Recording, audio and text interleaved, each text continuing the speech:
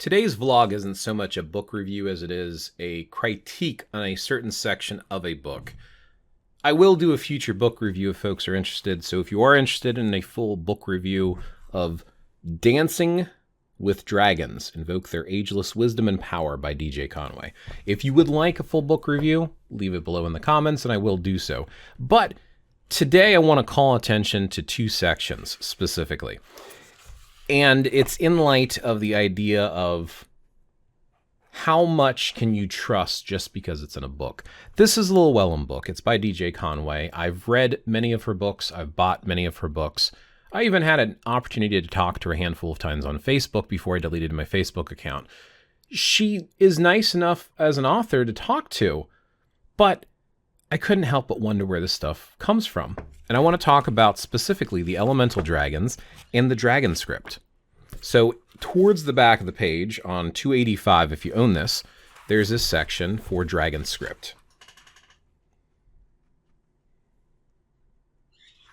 So the Dragonscript is a way of writing things out. So technically, I guess you can kind of write this out in English, just change the letters to the Dragonscript letters. And I couldn't help but wonder where this stuff comes from. It was very unique and weird. So I actually reached out to DJ Conway on Facebook and I asked her, where did you get Dragonscript from? Because I couldn't find a reference to it anywhere else outside of her book. And DJ said to me that it came to her. Now, I think there's something to be said for inventing something that's new. I think it's important to constantly strive to create new things. And the fact that she basically was inspired to write out this script and share it with others, that's kind of cool. People come up with things all the time and they keep it to themselves. So the fact that she's willing to share it is great. The problem I guess I have is it wasn't very clear in the book that this is basically a made-up script that she invented through her own divine inspiration or whatever inspired her, whether it was divine or not, her spiritual inspiration. This happens a lot. A lot of people will invent or create things, such as the Web of Weird, which I think I've covered in other videos. I can cover it in a different video. People make it up. And it seems like it's authentic. And it's presented almost as if it's authentic. And I'm not saying that was her intent when she presented it in this book. But it's like, this is why I'm saying it's so important to know the source of where things come from. Let's tackle the elemental dragon, and this comes into the same thing. So there's a section in here that talks about each of the different dragons. So this is Ceres, the dragon of air. This is Fafnir, the dragon of fire. We'll talk about Fafnir in a second. If you've heard of Fafnir, you're already like, wait a minute. I had each of their names right in front of me. This is the Dragon of the North. I can't remember. I thought the name was on the page to the left of each of these. No, Grail is the Dragon of Earth. My apologies. Okay, so I went too far. So the last one's Grail. The Dragon of Water is Nelion. Okay, there we go. So Ceres, Fafnir, Nelion, and Grail. So anyway, the point is, I was looking up Ceres online, and I was like, okay, so where's Ceres? Everything that I'm seeing is, it's like on pagan sites or Wiccan sites, and it talks about Ceres being the dragon of air. Okay, interesting. And then it uses words that are almost copied out of this book.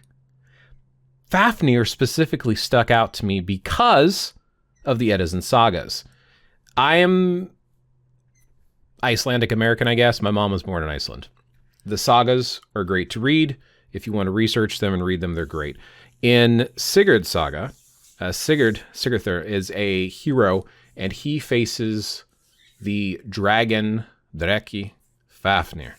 Fafnir is in fact a dwarf, a dwergar, who shapeshifted into this giant Dreki.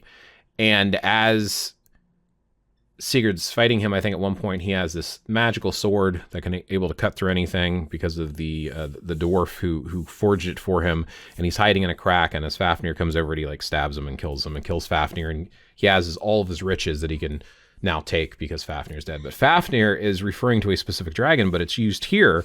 So the element of fire governs the southern quarter of the circle. Its dragon ruler is Fafnir, who oversees the dragons of fire and sunbeams. So why is the name Fafnir used here? And I'm wondering if that was specifically taken out of that lore. Now, as far as Nelion is actually on the bottom page here, that's why I got confused. Nailion, I didn't look that one up yet, and I didn't look up Grail either. And it's just different spelling on the term Grail, so there could be a whole bunch of different references. But the main point that I'm trying to get to here is it makes this presentation, people are now repeating this, but where did DJ Conway get this from? Again, UPG, Unverified Personal Gnosis, is great, and I highly encourage it.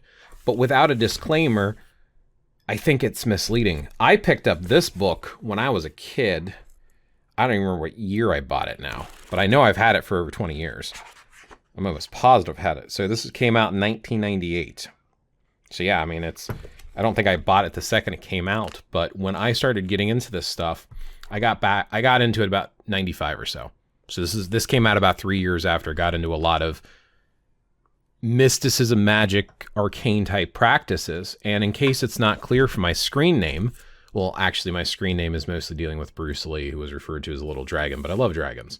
So dragons in my screen name because I love dragons. I love them so much in different culture and history, spirituality, games. Oh, they're so cool in games. So when I saw this, and I'm like, look at this cover. Look at this dude here with the long hair. I like having long hair. There's these two really cool looking dragons on here. And I guess that's Ceres on the right there because that looks similar to that picture. But either way, that looks awesome. I guess that's Nailion and Grail. I don't know where Fafnir's at. But, Dancing with Dragons. I like dragons. This is a cool imagery. It's got this blue calmness going on.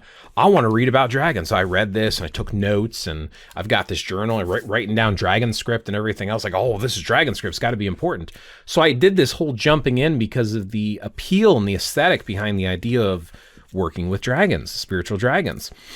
And I think dragons are as real as any other being, whether it be angels or any other incorporeal being that people may believe in. I think dragons are very real. You see it in multiple cultures all around the world, and they vary greatly depending on the culture that they come from. But there is some sort of symbology behind this large being with or without wings, legs, or swimming or flying or walking, different type of breath weapons, and there's usually a power associated with them of wisdom or great benevolence or even great malice, depending on the culture. And once you transcend cultures, they get very different. The names and the words get very different. The term dreki could also be applied to a giant snake. Or if you look at the long, which is from China, or the ryu, which is from Japan, there's even a Korean version. They're more serpent-like, and they kind of swim through the air in a way, but they have, arms and legs. And then you have the argument behind wyvern, or dragon, or drake, or worm, etc. There's all these different things, and there's pieces depending on the culture it comes from. A lot in Europe, they were considered evil and they're bad things. So but it's used in heraldry a lot, even for good people like, Arthur Pendragon and things like that. So there's all this different symbology. So dragons are very powerful symbology. So the idea of working with them, believing that they are probably real, at least in a spiritual sense, I got drawn into this book. But the more I dug into it, it's like, but where's the sources? Where's the origin? The author's the source and the origin of this. But that seems not as clear. This is why I encourage folks to be careful when they're reading books. When you're looking at sources, you're hearing someone repeat stuff. And this is why I'm saying share those original sources and let people read them. And when I talk in my vlogs and do these videos, I'm encouraging you to go out there and get these original sources and read them. Educate yourself. Don't just repeat. Don't be an echo chamber. Find out where the stuff came from. Is it authentic or not? Do you want to put trust or belief into it? So anyway, that's my few thoughts. Like I said, that's not really a good review of this. So if you want a review of this book, like I said, we can cover that. Do you have thoughts on knowledge that might be hearsay, that you're not sure of its source or origin, or do you find frustration when people repeat stuff, especially when it's misinformation? Share your thoughts below. Have you read this book? I will catch you in the next one. As always, thank you for watching.